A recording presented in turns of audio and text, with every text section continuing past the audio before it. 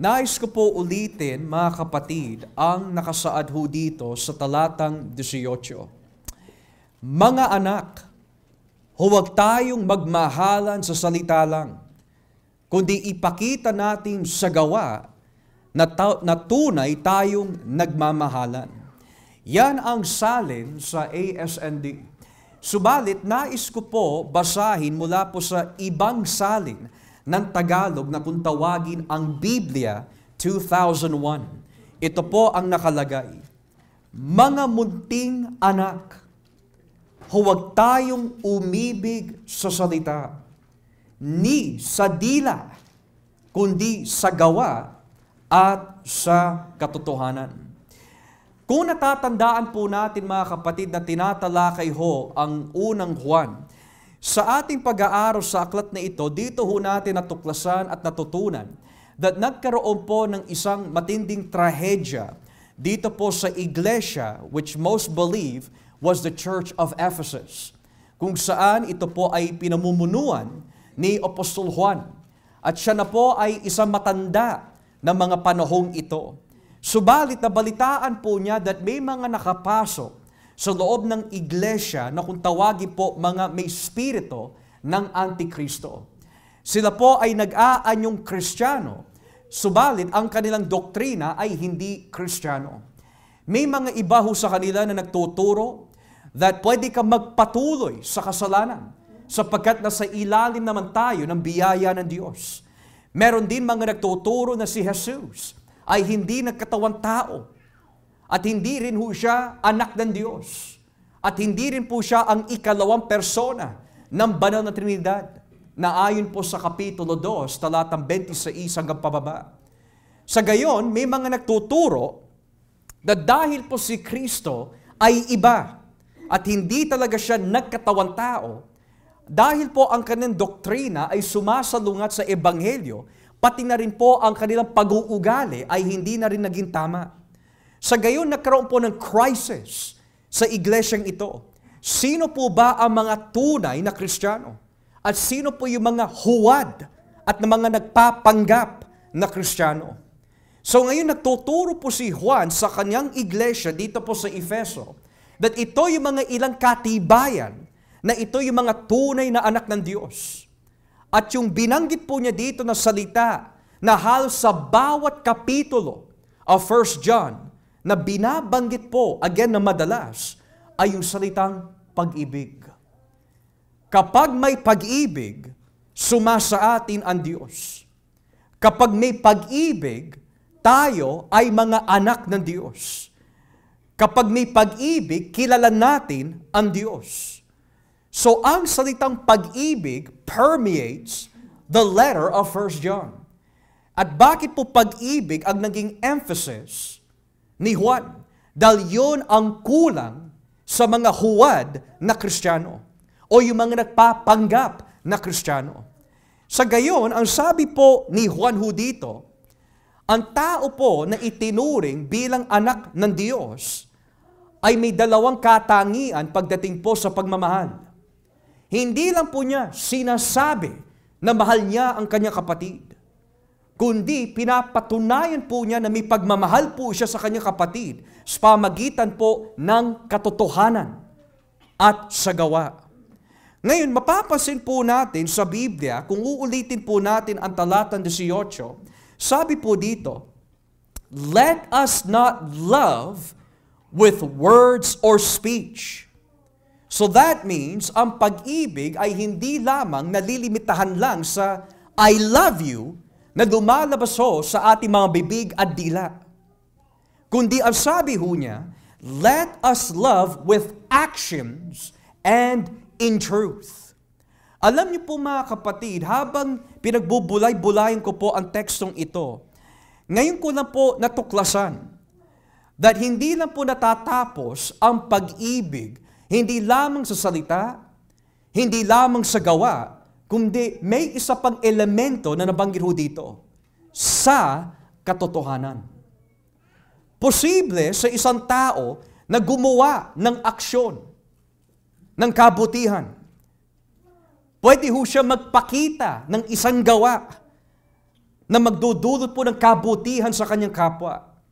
Subalit kung yung aksyon po na yon ay hindi dahil inuudyukan po siya ng pag-ibig, kundi sa pilitan lamang, hindi pa rin po ito pagmamahal.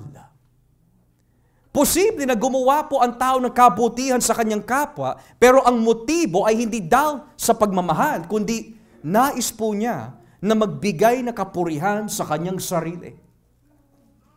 O magpakitang tao.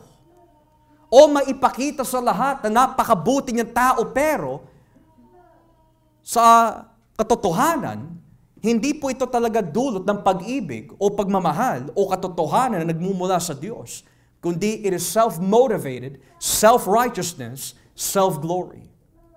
And that is what we'll notice in the Bible. There are always two elements when it comes to having a relationship with God that will also affect the people that is surrounding you. Halimbawa, nabanggit po dito, kapag tayo po ay nagmamahalan, kailangan ang ating pagmamahal ay may aksyon at katotohanan. Aksyon at katotohanan. Pagdating naman po sa mga ibang parte ng Biblia, kagaya po ng isang teksto na alam po natin, is John 4:24. Ang sino mang sasamba sa akin o sa Diyos ay dapat sumamba sa pamagitan ng dalawang elemento, sa Espiritu at katotohanan. So hindi nahihiwalay po ang katotohanan sa pag-ibig sa ating kapwa, sa pagsamba natin sa Diyos. Pero may binabanggit din po sa Biblia na kahit po ang paggamit ng mga dilaho natin ay may kinalaman din sa katotohanan.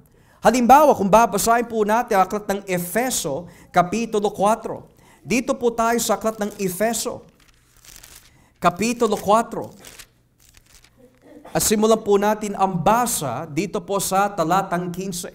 Efeso, Kapitulo 4, talatang 15. Tignan niyo po ang nakalagay dito, mga kapatid. Sa Efeso 4:15, sa halip, mananatili tayo sa katotohanan ng may pag-ibig upang sa lahat ng bagay ay maging katulad tayo ni Kristo na siyang ulo ng iglesia. O sa wikang English, instead, speaking the truth in love, we will grow to become in every respect the mature body of Him who is the head, that is, Christ. So kahit po ang pananalita na may katotohanan, kailangan ang motibo po nito ay nakaukit sa pag-ibig. Na bakit po sinabi ni Pablo sa mga taga-Efeso that when you speak the truth, it must be in love? Na maaari may mga ilang katanungan. Di ba po ba, Pastor, sinasabi ng Biblia, kapag sinabi mo ang katotohanan, ikaw ay nagmamahal sa iyong kapwa. Totoo po yun. Pero may mga pananalita na may katotohanan, pero yung pananalita ay may ibang motibo na makasugat ng tao, mamaliit ng tao, or to break people down. Halimbawa, hindi pinagbabawalan ng Diyos na magsalita po tayo ng katotohanan. Pero kung yung katotohanan po na ating sasabihin ay hindi po nagmumula unang-una sa pag-ibig, then iba na ho ang ating motibo. Maaari, meron kang katampuhan. You want to say all the truthful things that you see in them, pero ang motibo mo is not to restore them, not to help them, but to destroy them. So hindi na ho pag-ibig yun. O may nakikita ho tayo pagkakamali sa mga kapatiran, o sa iyong asawa, o sa iyong mga anak. Nais mo sila na kausapin na may katotohanan. Nais mo punahin ang lahat ng kanilang kahinaan. Nais mo ibulgar ang kanilang mga pagkakamali. Pero ang tumutulak sa iyo ay hindi pag-ibig, kundi galit, paninirang puri, masamang motibo.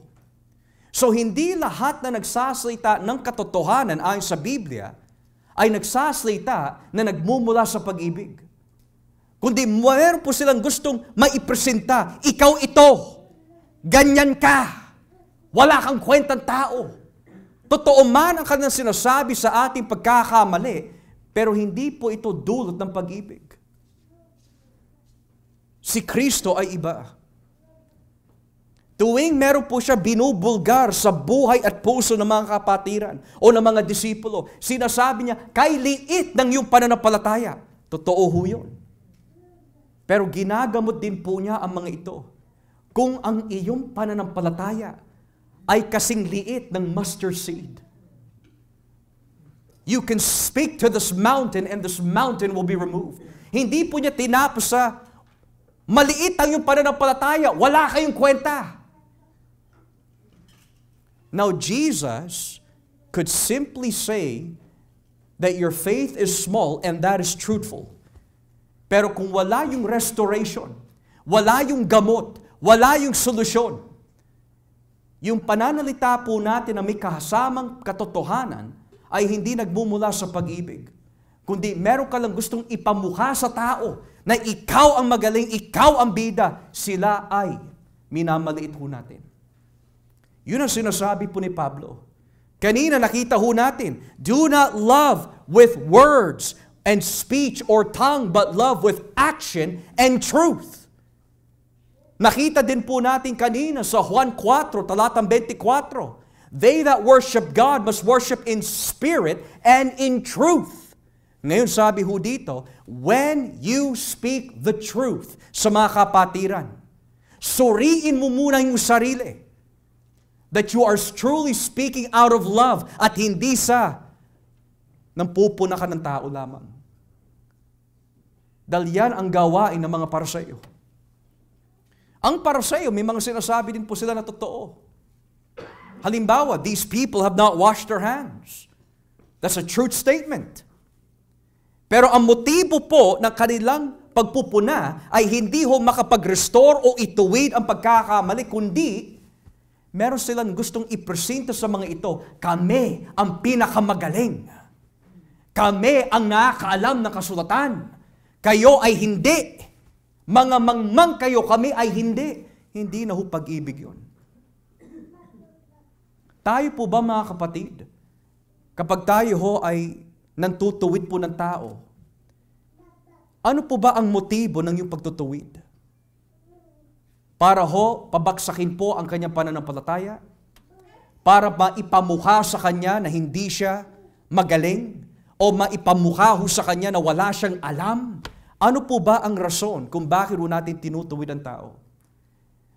Kung ang ating pagtutuwid ay hindi na rin dahil po sa ating pagmamahal para sa kanilang kaluluwa, at sila'y lalong tumibay sa Panginoon at lumapit kay Kristo, kahit yung ating katotohanan na sinasabi tungkol sa kanila ay hindi rin po nagmumula sa Diyos dahil hindi po ito in combination with love. Tatandaan po natin, God is called the God of truth. Pero sabi din po ng Biblia, He is also called the God of Amen. And He is the God of love, who is love.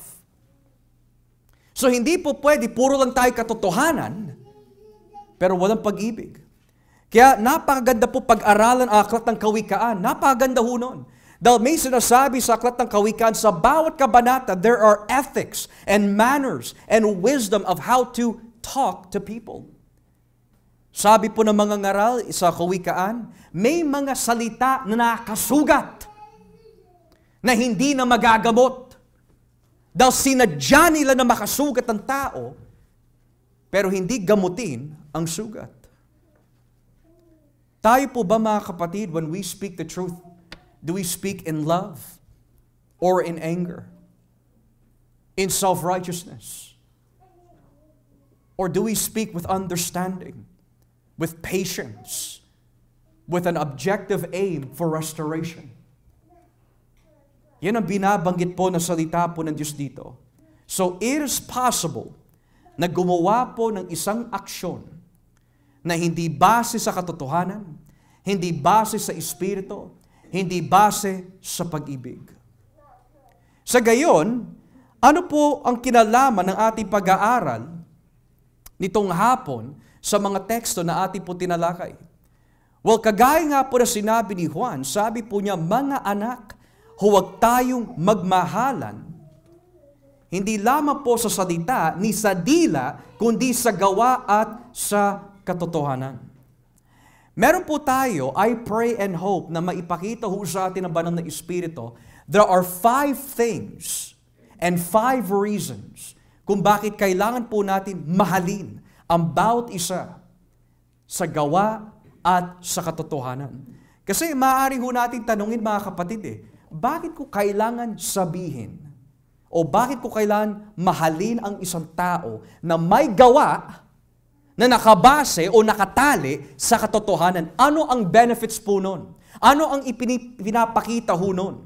Ano po ang itinuturo ng Biblia kung bakit kailangan ganoon? And there are 5 reasons. Number 1, kapag tayo po ay nagmamahalan in action and in truth, this shows that it is a reflection of Christ's love.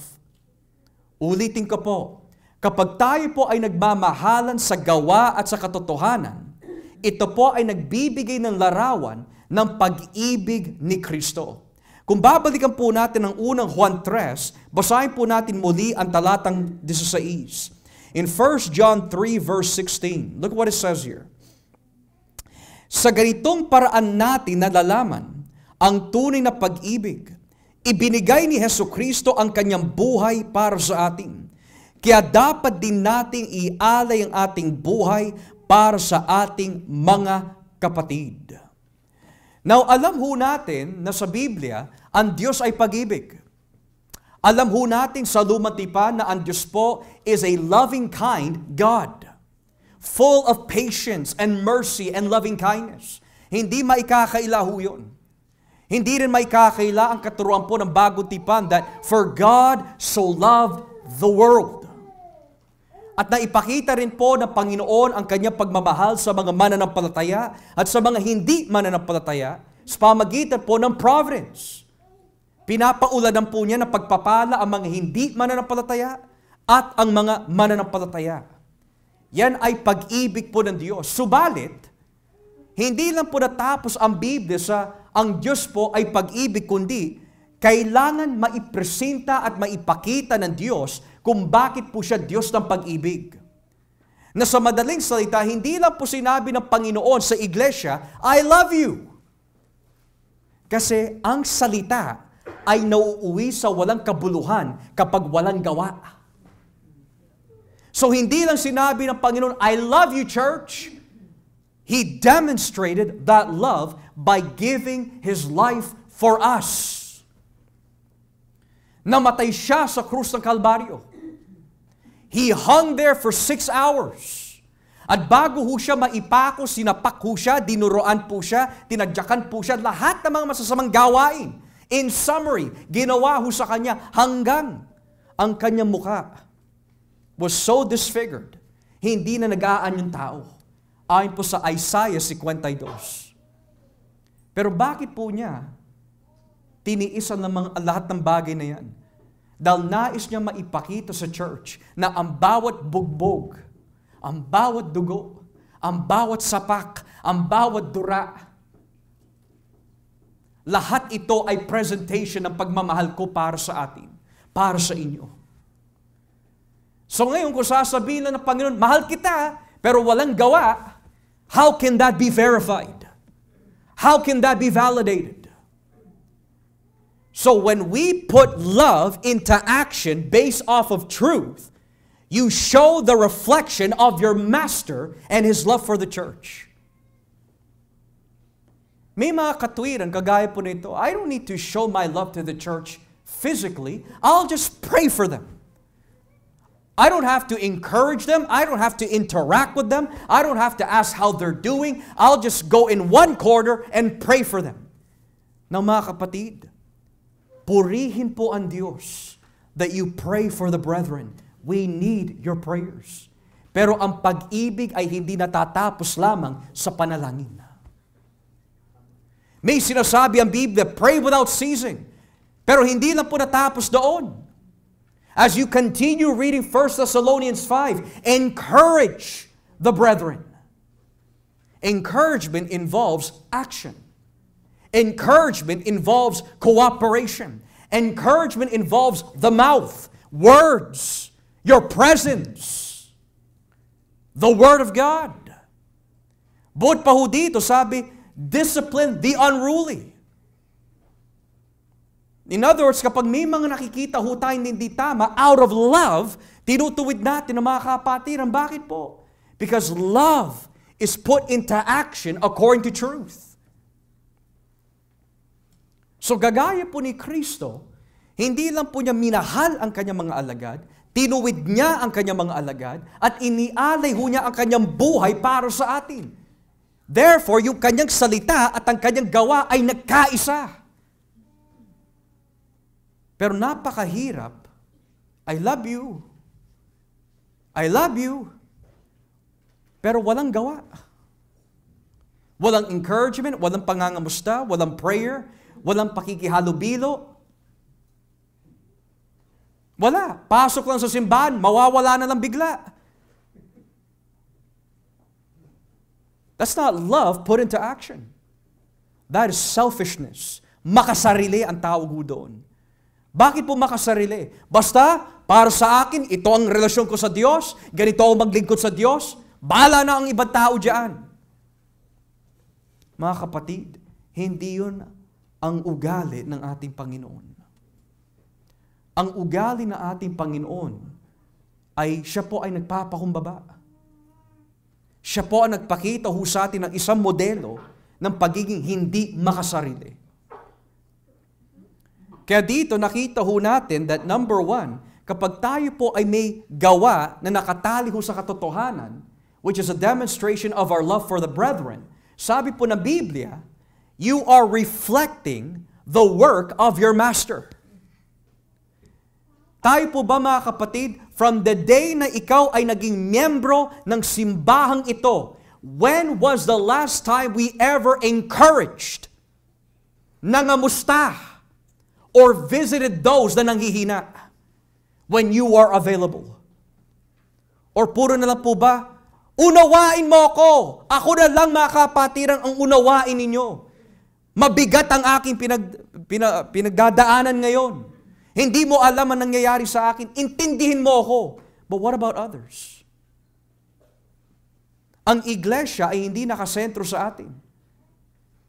Kaya ho tayo pinagtipon po ng Diyos upang ang ating pag-uugali, ang ating pagmamahal, ang ating pagiging masigasig ay nakasentro na magkapagbigay ng pagpupuri sa Kanya.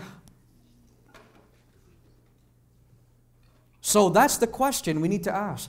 When was the last time I became an encouragement to the brothers and sisters in Christ?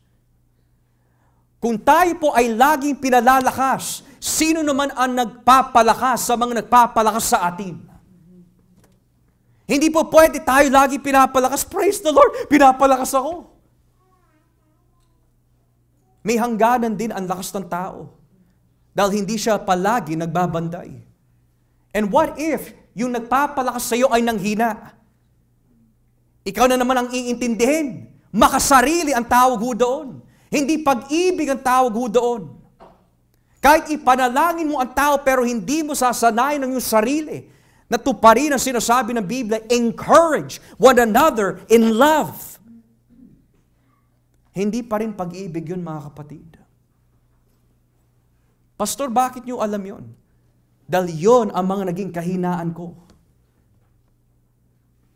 In the early stages of pastoral ministry, due to severe lack of knowledge, kapag may mga pagkakamali ang mga kapatiran, instead of visiting them, comforting them, strengthening them, being an encouragement and example to them, pukpok, pukpok, pukpok palagi ang inaabot ng mga kapatiran. But it is not until you fail Christ that you will see na wala talagang matuwid. Si Jesus lang ang matuwid. And until you have fallen so deep, you will not see the mercy of God that brought you up. And therefore, if He has raised you up, you need to raise and restore those who have fallen also. Lahat po tayo nakaranas, mga kapatid, ng kahinaan. Pero kung tayo po ay pinalakas ng Diyos o may ginamit ng Diyos na isang kapatiran na palakasin ho tayo, we should do the same para sa iba.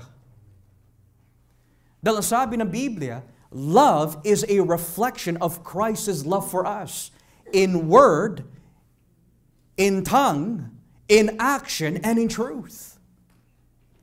So that's number 1. Number 2, bakit po natin kailangan na magmahalan po na may kasamang gawa na ayon po sa katotohanan? Is because this is a reflection of our faith. We need to love with action and truth because this is a reflection of our faith. Basahin nga po natin dito sa Aklat ng Santiago, the book of James, o sa isang literal na salin, the book of Jacob, James, chapter 2, talatang 14. James chapter 2, verse 14. Tignan niyo po ang sinasabi dito, mga kapatid. Mga kapatid, ano bang mapapala ng isang tao kung sabihin niyang merong siyang pananampalataya pero wala naman siyang mabuting gawa? Maliligtas ba siya ng ganyang pananampalataya? Halimbawa, walang maisuot at walang makain ng isang kapatid. At sasabihin mo, pagpalain ka ng Diyos. At hindi ka sana ginawin at magutom. Pero hindi mo naman siya binigyan ng kailangan niya, may nagawa ba itong mabuti? Ganito rin naman ang pananampalataya. Kung hindi ito kinakitaan ng mabuting gawa, wala itong kabuluhan. In the same way, faith by itself, if it is not accompanied by action, is dead. So, malalim pala ang kahulugan nun. So, ang isa pang rason kung bakit nais po ng Diyos para sa atin, mga kapatid, na kapag tayo po ay nagmamahalan, may kasamang gawa na nakabase sa katotohanan dahil it is a reflection kung ang iyong pananampalataya ay tunay o hindi. Biro mo, may nagugutom eh. Alam mo, may pangangailangan. Pagpalain ka ni Lord. Saka na lang, kapatid. I'm sure, nandiyan naman sila Brother Joel, nandiyan naman si Brother Marco, doon na lang kayo, pagpalain kayo ng Panginoon. Bagong grocery ka pa naman. Binigyan ka ng Diyos ng biyaya at pagpapala na hindi lang para sa iyo. Na ang tinutukoy ko dito ay hindi yung mga tamad na inaabuso ang biyaya ng Diyos. Na hindi naghahanap buhay, kundi ang tinutukoy po dito, yung mga talagang nangangailangan. So in other words, paano mo nasasabi, tunay ang iyong pananampalataya kung madamot ka? Paano mo masasabi na tunay ang iyong pag-ibig kung yung simpleng bagay na pinapagawa sa atin ng Diyos, ayaw mo gawin? Ganyan ang mga maraming tao na pumapasok sa simbahan universally. Basta ang importante lang sa kanila makarinig ng salita ng Diyos, pero they don't have to involve themselves in the life of people, in the church. So that says something about their faith. At mas nakakahiya kung lampas ng 10 taon ang ating pagiging Kristiyano, hindi pa rin tayo lumalago sa ganitong klaseng bagay. Nakakahiya yun. Aanin namin ng mga testimony that marami kang krusada na punta, marami kang natulungan na tao. Aanin namin ang mga testimony mo na ang dami mo nagawa. Kung walang pag-ibig. Walang kabuluhan yun. Gamitin ko ang aking sarili bilang halimbawa, aanin ko lahat ng mga crusade, aanin ko yung mga invitations sa mga churches to preach, kung wala din pag-ibig. That says something about my faith. Baog ang aking pananampalataya. It doesn't bear fruit. Kaya nga, when we look at ourselves in the mirror, Panginoon, Kristiyano ba talaga ako? Kung Kristiyano ako, bakit ganito? And there are 2 reasons. Number 1, if you will not protect the Word of God in your heart, hindi mo magagawa na magmahal ng tunay. Because it's the Word of God na magpapaalala ho sa atin. Sinang unang nagmahal sa atin? At dahil siyang unang nagmahal sa atin, dapat lamang na mahalin natin yung mga nagkasala o hindi nagkasala sa atin dahil tungkulin po natin yon bilang Kristiyano at sa mga nakatanggap ng pagmamahal sa Diyos. Ang tanong mga kapatid, minahal ka ba ng Diyos? Kung ang sagot ay oo, ano ho ang bunga nun? Mahalin mo ang iyong kapwa. Dahil bahagi ho yan sa dalawang dakilang utos ng Diyos. Aba, hindi pa pwede, mahal ko lang ang Diyos ha. Pero hindi mo mahal ang iyong kapwa. At kung nagmamahal ka sa iyong kapwa, may pinipili ka pa na mamahalin. Hindi po pwede ganun. Pastor, ang hirap kasi magmahal eh. Totoo ho yun. Mahirap magmahal, mga kapatid, kung magtitiwala ho tayo dito. Dahil ano po ba ang binubulong ng laman? Ang laman is, huwag mo mahalin yan. Natatandaan mo ba yung ginawa niya sa iyo noon? Huwag mo mamahalin niya. Di ba inuusig ka sa trabaho? Huwag mo mahalin niya. Di ba binabastos ka niyan? Maraming sinabi yan. Dinamay niya pamilya mo. So yun ang sigaw ng laman. Pero ang sinasabi ng banal na Espiritu sa isang malumanay na pananalita, anak, natatandaan mo ba yung mga ginawa mo sa akin? Natatandaan mo ba nung binaliwala mo ko? Natatandaan mo ba nung ikaw ay nagkasala sa akin sa mga panahong ito? Pero di ba minahal pa rin kita? Nilinis pa rin kita? Ginamot pa rin kita? Pinalakas pa rin kita? Yan ang gawin mo para sa kanila. Bakit, Panginoon? At sasabihin ng banal na Espiritu upang malaman nila na minahal kita. At upang makita nila kung sino ang Diyos na iyong pinaglilingkuran. So, Jesus made it very clear why He said, "Take my yoke, for it is easy, and my burden is light." Kung magtitiwala ho tayo sa Kanya, ang mahirap sa atin ay nagiging madali. Hindi madali dahil sa ating kakayahan, kundi nothing is impossible to those who trust in God. So lagi ho natin tatandaan yun, mga kapatid. Ano ba yung ginawa nila sa iyo? Betrayal? Jesus was betrayed. They spoke bad about you. Yan din ang ginawa ng mga Pariseo kay Kristo. Ano? Inarapan ka? Si Kristo nga, sinapak eh. Hindi ka pinansin? Si Kristo nga, pinako. And what does He say? Forgive them, for they do not know what they are doing. Let me tell you something, mga kapatid. When you demonstrate, by the help of the Holy Spirit, love with action and in truth, tunay ang iyong pananampalataya. Now, hindi ko sinasabi that in one day, magagawa mo yon. Depende na lang po yun sa providensya ng Diyos at sa Kanyang plano. Pero, there are cases, it would take a week, for others weeks and months. Pero, hindi yon ang normal. At hindi dapat ganon, dahil hindi ka lalago sa ganon. Ang sabi po ng Biblia, kung meron mang problema, bago pa dumubog ang araw, magkasundo na. O gawin mo na yung tama. Sa madaling salita, huwag mo bigyan ng puwang ang kaaway. Kasi ang kaaway, mga kapatid, he will put a nest on your head. And the eggs he will lay are eggs of anger and hatred and criticism and all forms of depression and all forms of hatred and all the evil thinking that you can think of.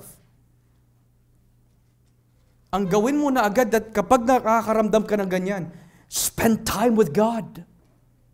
Lord, I need your help. Hindi tama ho ito. Dahil alam ko pagdating ko sa mga gawain at haharap po sa inyo, hindi ako makapagpupuri ng tama. Hindi ako makakuha ng Lord's Communion. Hindi ako makasalo sa mga fellowship dahil meron ako dito. Please, Lord, help me release it. Hindi yun tayo ang gagawa ng sariling solusyon natin. Kasi, Pastor, I know myself. But God knows you more. You don't know your entire self. God knows you more than you do. Kaya nga sabi po sa Jeremias 17, who can search the heart? Who? Kung sasabihin mo ikaw, perhaps that's true to a certain extent. But you don't know your depravity the way that God does. Kaya nga, as soon as nakakaramdam ka na, run to the presence of God. Panginoon, alam ko, this is a testing. On one end, nais ni Satanas na siya'y magwagi. At nais niya isigaw sa akin, uto, uto, uto. Tagal-tagal mo na Kristiyano, hindi mo pa rin alam yung dapat mong gawin, uto. He accuses the brethren. But in another camp, nandito ang encouragement ng Diyos, anak, alam mo yan, natutunan mo na yan. I've helped you before, I can help you again. Persevere by my grace. For when you are weak, then you are made strong. So whose voice will you listen to? Yung voice ng kaaway, protect your reputation. Protect your ego. Huwag mo hayaan na tapak-tapakang halang. Ipakita mo kung sino ang boss. Pero sabi ng Biblia, si Kristo bilang Diyos, hindi niya pinanghawakan yung glory po niya sa langit, kundi ibinaba niya ang kanyang sarili ng lubusan at nag-anyong tao for my salvation and for your salvation. Kung ang Diyos na may karapatan na kailan may hindi siya magkakasala kung siya'y magmamalaki sa kanyang mga ginawa, because it's true. And yet, He humbled Himself sa mga taong nagkasala sa Kanya. Sino ho tayo para protektahan ang ating ego? And the reason why, mga kapatid, napakahirap po na isang tabi ang ego. Dahil bahagi po yun ng ating sinful nature. We want to be God. We want to be yung bida. We want to be here. We don't want to be down there. Pero once you demonstrate love with action, sabi ng Biblia, tunay ang iyong pagiging Kristiyano. Tunay. At hindi lang yun, mga kapatid, sabi sa Roma 12, kapag ginantihan mo ang masama ng may kabutihan, mapapahiya sila. Hindi yun, I'll show them. No, you're a Christian. You have a mission. Your mission is to bring to them the Lord Jesus Christ. At magtataka yung mga ito. Sa lahat ng kasamaan na nagawa ko, yan ang isinukli sa akin. Hiyang-hiya tuloy sila. Natatandaan ko po ang isang kwento ng isang Kristiyano na sundalo. Sumali po siya sa military. Kada na lang tuwing umaga, gumigising po siya sa kanyang harapan na may mga boots na dapat po nila linisin araw-araw bago po sila magpakita sa general or sa kanilang captain. Pero the night before, nililinis niya po yun. But when he wakes up, laging madumi ang boots. Yung pala, yung mga kabunk bed po niya in that bunker, dinudumihan po nila yung boots ng sundalo. So ngayon, ang ginawa po ng sundalo is, instead of i-report, it's been happening for weeks now. He knows it's them, daw tumatawa sila eh. They want to break his character.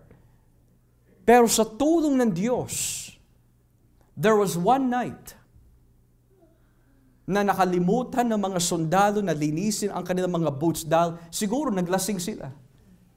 When they woke up the next morning, all their boots were clean. At nagtataka sila, sino ang naglinis ng aming boots? And when they looked at the bed of the soldier na kanilang inuusig, wala siya doon. which means he woke up early in the morning to clean all their boots when they did his boots dirty. That is a reflection of Jesus Christ. He washed the feet of his disciples. He washed the feet of Judas Iscariot, who betrayed him. He washed the feet of Peter, who would deny him. He would wash the feet of Thomas, who would doubt him. He would wash the feet of the disciples, who would desert him. And even though he knew this would happen, ginawa niya pa rin ho yun. Bakit po? Dahil nais niya maipakita lahat ng kanyang pinapangaral, lahat ng kanyang sinasabi tungkol sa pananampalataya ay tunay. Yun ang problema sa atin, mga kapatid. Gusto natin yung paalang natin ang laging hinuhugasan. Lagi natin iniisip na tayo dapat unawain. Pero hindi natin iniisip ang pangangailangan ng bawat isa. That is why if you want to demonstrate that your faith is real, put your love into action and in truth. Number 3, putting love into action and in truth is a reflection of our spiritual growth. Na sa madaling salita, kapag ang pag-ibig ay hindi nilalagay sa gawa o sa katotohanan, hindi pala tayo lumalago. And it doesn't even matter kung ilang taong ka na sa church. Dahil ang basihan ng Diyos ng isang mature na Kristiyano ay hindi yung kasing how long have you been in the church, kundi, are you growing? Are you changing? Are you maturing? Tignan niyo po yung nakalagay dito, mga kapatid, sa 1 Thessalonica, Kapitulo 3. 1 Thessalonians, chapter 3. 1 Thessalonica, Kapitulo 3, at simulan po natin dito, mga kapatid, sa talatang 12. Tignan niyo ho nakalagay dito. 1 Thessalonica 3, talatang 12.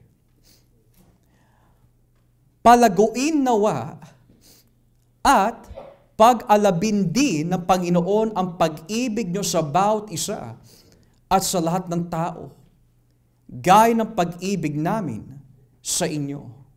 At dahil dito, magiging malakas ang loob nyo at magiging banal at walang kapintasan ang iyong buhay sa harapan ng ating Diyos, Ama, sa araw ng pagbabalik ng ating Panginoon Jesus, kasama ang mga pinili niya. In English of verse 12, maganda eh. May the Lord make your love increase and overflow, umaapaw, for each other and for everyone else, just as ours does for you. Mga kapatid, aminin ho natin, in the church, may mga sensitive, matalas ang dila, may kayabangan, may mga arugante, may mga insensitive, may mga maramdamin, may mga pikon. Pero sabi ng Biblia, it doesn't matter kung ano ang maging ugali ng bawat kapatiran, we are called to love them and to grow in our love for them. Pero iba na po ang takbo ng simbahan ngayon in different places. Kapag may nakita ho sila, na ito, maramdamin ito, lalayo na nga ako dyan. Yan, mainitin ang ulo yan. Bakit ako makikipag-fellowship dyan?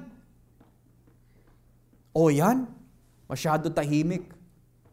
Bahala siya sa buhay niya. That is not growing in love. The Bible teaches us, mainitin ang ulo.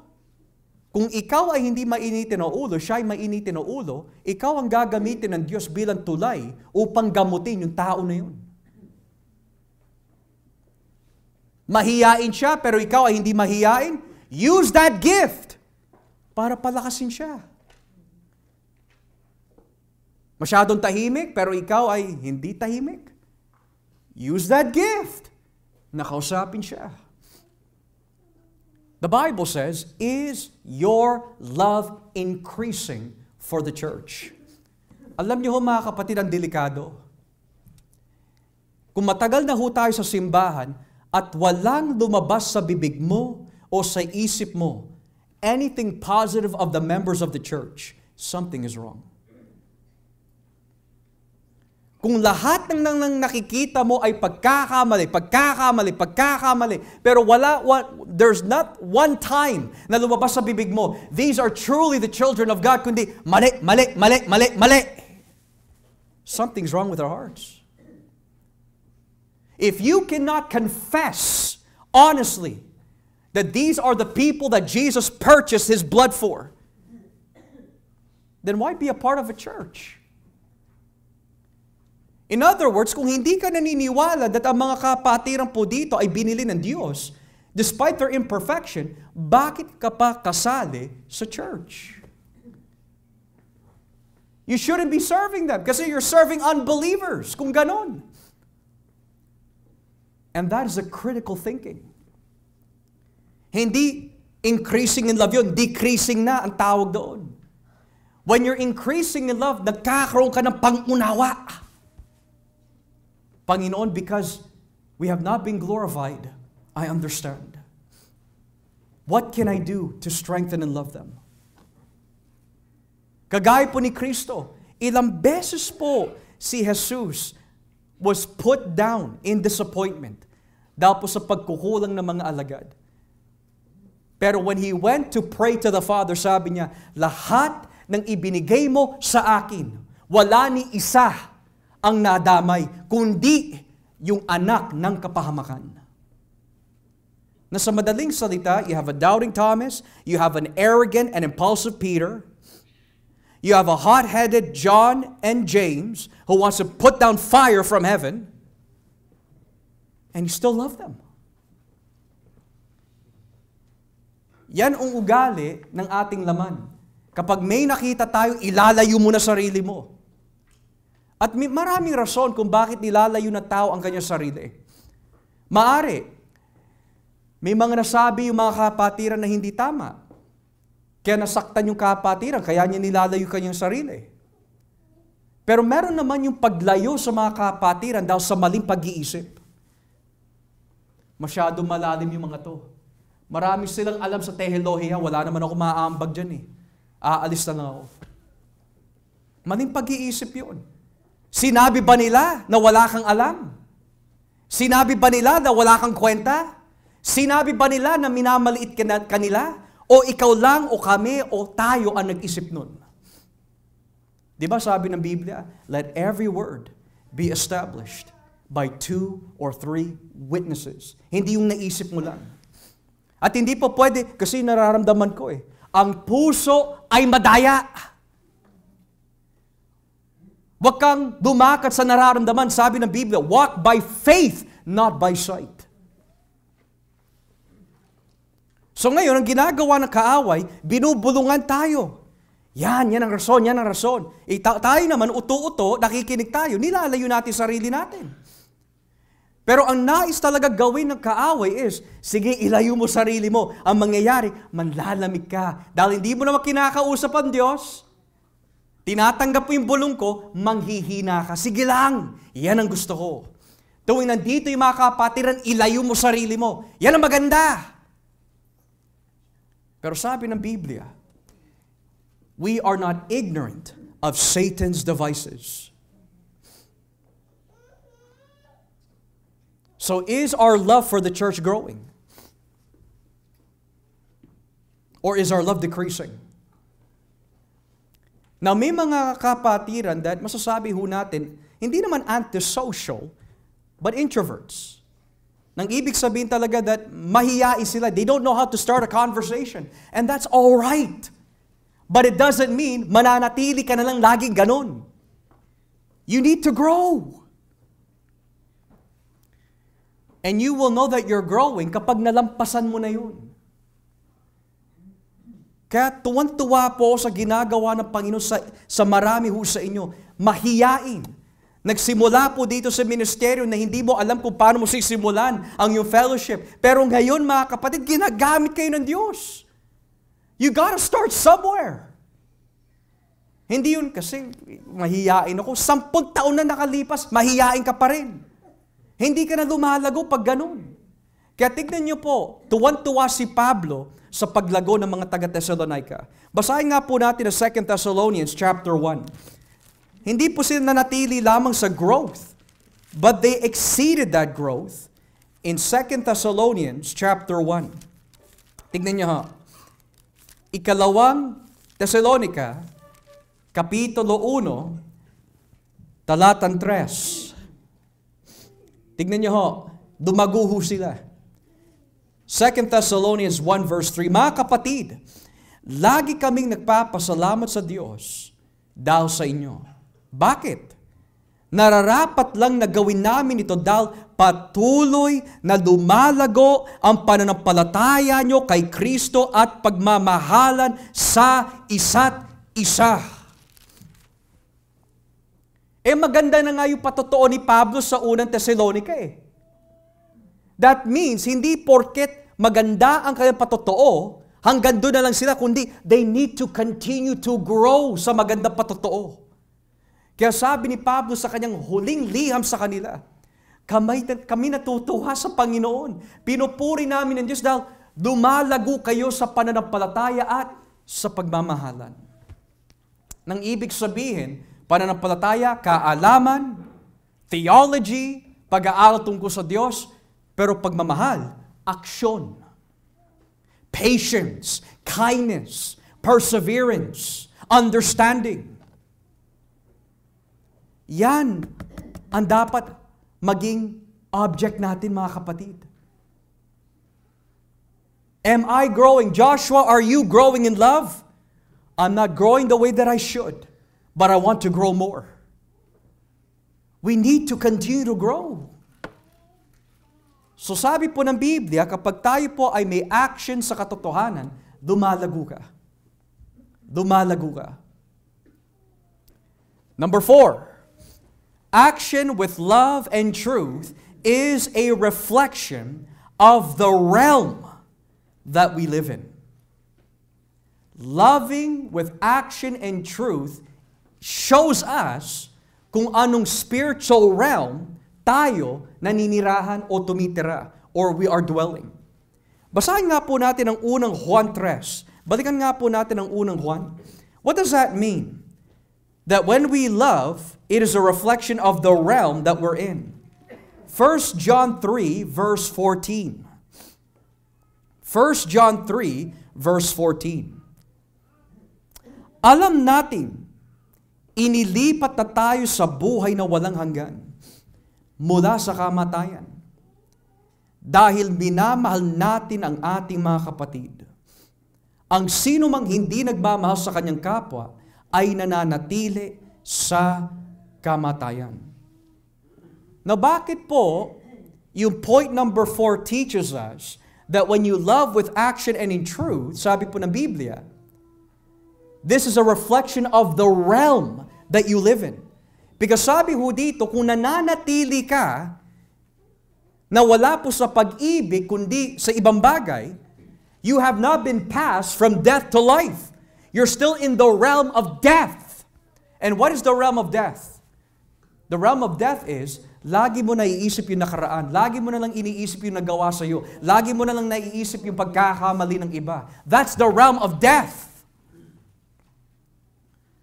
Pero sabi po ni John, you have been passed from death to life. Why? Because you love one another. At ano po ang realm of life? Kapag nakikita mo ang mga kapatiran, hindi mo na naiisip yung mga nangyari pa noon. Kundi ang nakikita mo ay yung mabuting ginawa ng Diyos sa kabuhay nila. Pinatawad sila, tinutulungan sila ng Diyos, binabago ka rin ng Diyos. And this is what we need to understand as believers in Christ. There is no such thing as a perfect church on this side of life. Bakit mo nasabi, Pastor, walang perfect church on this side of life? Well, what is the church? Sinners saved by grace. But don't forget the word, sinners. Ano kung mangyayari kapag pinagsama mo ang mga makasalanan na tao? Makikita mo rin ang what we could say, yung mga individual na sinful na pag-uugali. Kasi pinagsama mo eh. Kung puro anghel ang kasama mo, wala kang makikita. Mga banal na anghel sila eh. But you put a bunch of sinners who are not made perfect, they are forgiven, they are saved, but not glorified, you will see all kinds of flaws. Kaya minsan may mga nakikita ako in different churches, in our church, mga pagrereklamo, Pastor, bakit ganun siya? Well, kasi po, ganyan din tayo eh. Ano sasabihin ko? Siya lang. Kung makasalanan siya, makasalanan din ako. Lahat tayo makasalanan eh. It's common sense. Pero ang tagal niya na sa ministeryo, pero ganun pa rin si Kuya. Yun nga ho eh. Matagal ka rin sa ministeryo, wala ka pa rin pang-unawa. Oh. Sabihin po natin dito yung sinabi ni Kristo, He who is without sin among you, cast the first stone. Sino man babato? Ako, wala akong may babato dahil lahat babagsak sa akin eh. Hanggat hindi natin inaamin, makasalanan tayo, at may problema din tayo, wala ho tayo maipapakita ng anumang uri ng pagmamahal sa katotohanan. And that is the reason why napaka-importante na lumalago po tayo sa pag-ibig. Because pag-ibig teaches you that you don't rejoice when one falls, but you delight in it. Sabi din po sa unang Korinto 13, ang pag-ibig keeps no records of wrongs. Alam mo, may motto ang mga makamundong tao eh. Forgive, but don't forget. So in other words, pinatawad kita pero ilalagay ko lang dito sa refrigerator namin just in case. Ayaw kalimutan yon. O nako, nagkasala naman sa akin. Sige, papatawarin kita pero ilalagay ko ulit sa refrigerator. Hindi ganun ang pagpapatawad ng Diyos. Ang sabi po sa ilalim ng bagong kasunduan, kapag pinatawad tayo ng Diyos, I will remember their sins no more. No more. Kaya mga mag-asawa ho dito, mag-iingat ho tayo. May ginawa ba si Mister 20 years ago na hinuhukay mo pa rin? Hindi pag-ibig ang tawag doon. Naghahanap ka lang ng isang argument para manalo ka sa iyong pagtatalo. Alam mo, wala akong mapuna dito. Sige, babalikan ko na lang yung mga nakaraan. Huwag ganun mga kapatid. Dahil nung tayo ay pinatawad ng Diyos, never tayo pinaranas ng Panginoon ng ganyang klaseng pag-aakusa o panunumbat. And lastly, we need to show love with action and in truth because it is a reflection of our discipleship. It is a reflection of our discipleship. In John chapter 13, at dito na ho tayo magtatapos. John 13, talatang 34 hanggang 35. Tignan niyo po ang nakalagay in John 13:34 to 35. Kaya isang bagong utos ang ibinibigay ko sa inyo. Magmahalan kayo. Kung paano ko kayo minamahal, ganoon din dapat ang pagmamahal nyo sa isa't isa. Kung nagmamahalan kayo, malalaman ng lahat ng tao na mga tagasunod ko, kayo. Now notice, ano po yung standard ng pagpapakita po natin ng pagmamahal? Tayo? Mahalin mo sila kagaya kung paano kita minahal. So sino po ang standard na dapat po natin tularan? Si Jesus. Kung ako ang naging standard po ninyo, wala. Hindi mapaperfect ang pag-ibig ninyo mga kapatid. We have limitations in our love. That's the truth. If there was no limitations in our love, sana hindi na sinabi ng ating Panginoon, wag mo lang ibigin yung mga mabuti sa iyo. Bakit niya kailangan sabihin yon? Dahil likas na sa tao ng ating pagmamahal will only be unlimited sa mga gumagawa ng kabutihan sa atin. But when Jesus says, I'm the standard of love, and what does that love look like? Sacrificial. Sacrificial. Meron ka bang alam na kapatiran na nanghihina ho ngayon? Make the sacrifice with your availability to strengthen them. Meron ka bang alam na kapatiran na may sakit and needs visitation? Make the sacrifice to give them time. May alam ka ba na kapatiran that's going through hours and days of depression? Make the sacrifice to be a good listener. Hindi yun, Pastor, tapos na po kayo sa pag-aaral. Ito yung next assignment mo. Pastor, meron kaming alam ng hihina. Puntahan niyo ho. Hindi ho, mga kapatid. Kaya nga ho tayo pinagsama ng Diyos eh. Dahil may mga daliri, may mga kamay, may mga ilong, may mga mata. Kaya ang sabi po ni Pablo sa unang Korinto 12, wag na wag mo sasabihin, dahil ako ang tenga, hindi ako kailangan dyan. Nandiyan naman kayo eh. That's a wrong mentality. You will never grow. Now there was a question, Pastor, what if a person doesn't want to cooperate in the church? Kasi ang motibo po ngayon ng mga ilang simbahan ay, hindi mo sila mapipilitan. Totoo. Hindi mo sila mapipilit kung sila'y nasa labas ng church. Pero once na pumasok ka sa iglesia at naging miyembro ka ng simbahan, may mga patakaran ang Panginoon na dapat sundin. Kung siya'y ang ating Panginoon, kailangan sundin po yun. Hindi po pwede, hindi mo sila mapipilit. Kaya hindi lumalago ang church. Kaya hindi nababago. Dahil sa pananaw, hindi mo mapipilit.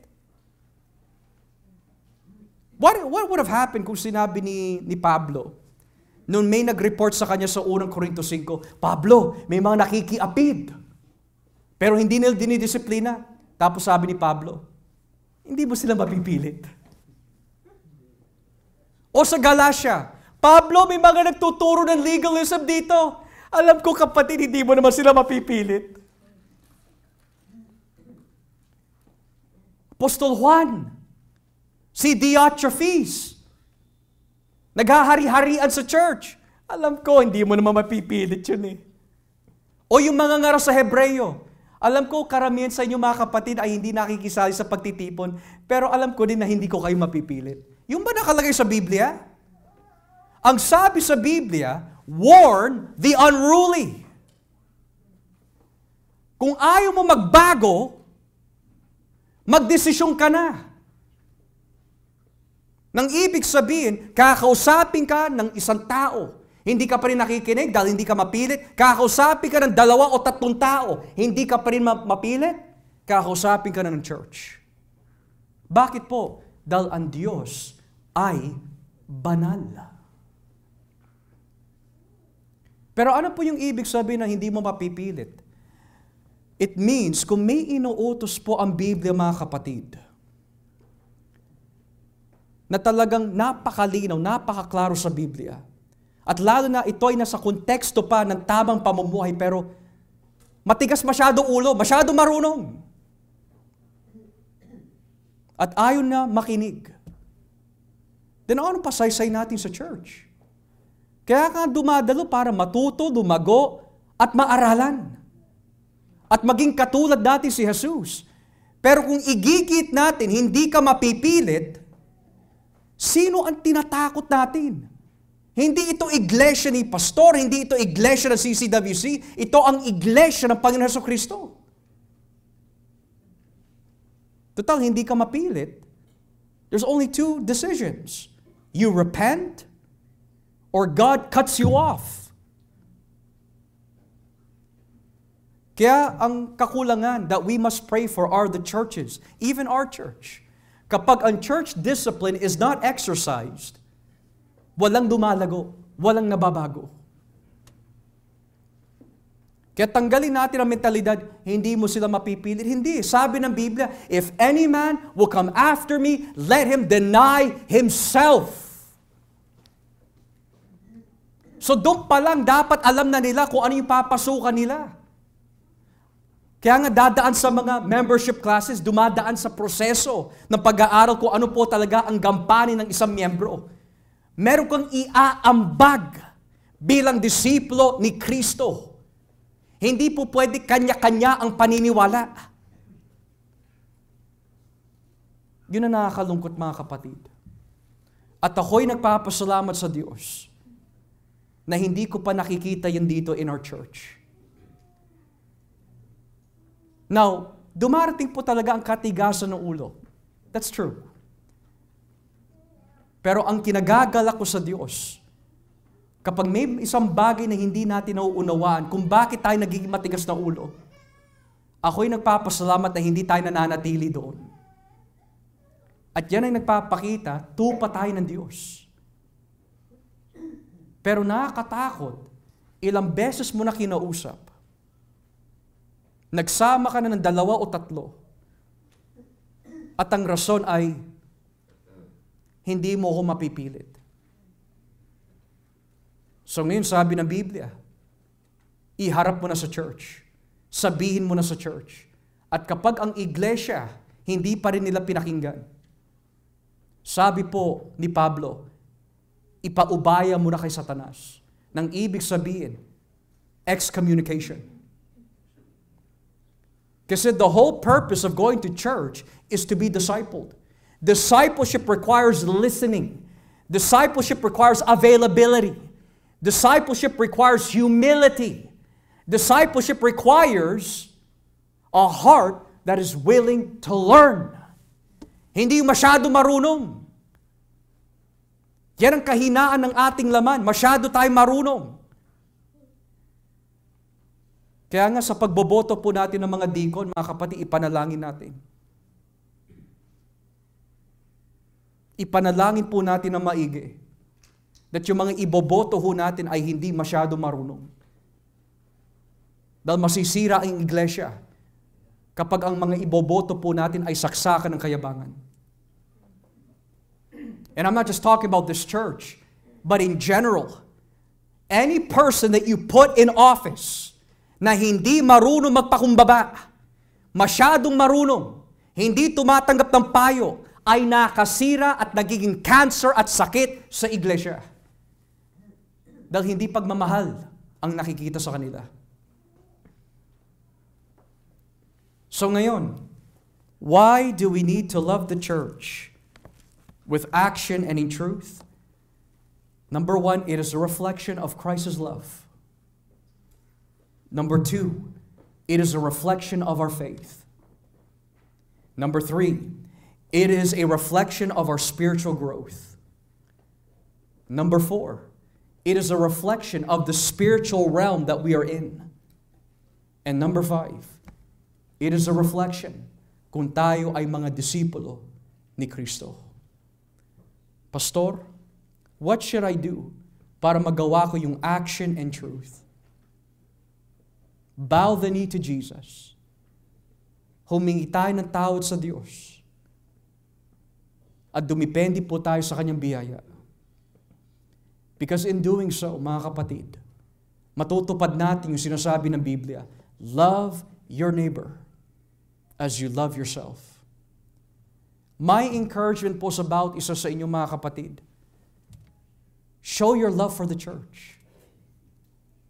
Encourage someone today.